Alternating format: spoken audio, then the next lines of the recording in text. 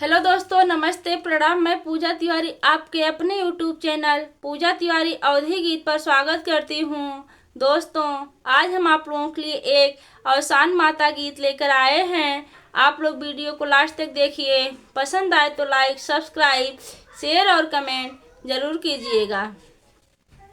अवसान माई हो घर हमरे तू आवा, अवसान माई हो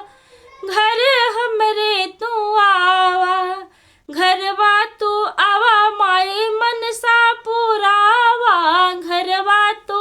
आवा माई मनसा पुरावा, अवसान माई हो अब गरीबियों मिटावा, अवसान माई हो अब गरीबियों मिटावा,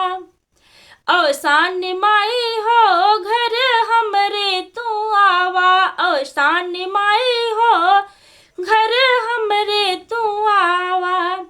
घरवा तू आवा माई मनसा पुरावा, घरवा तू आवा माई मनसा पुरावा, अवसान माई हो अब महल बनवावा, अवसान माई हो अब महल बनवावा,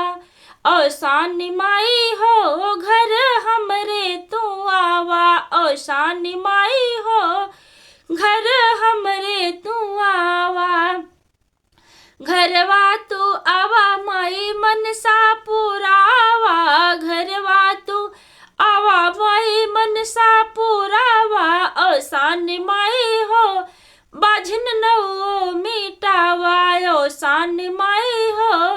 बाझन नौ मिटावा, अवसान माई हो घर हमरे तू आवा, घरवा तू आवा माई मनसा पुरावा, घरवा तू आवा माई मनसा पुरावा, अवसान माई हो अही बातो बढ़ावा, अवसान माई हो अही बातो बढ़ावा, अवसान माई हो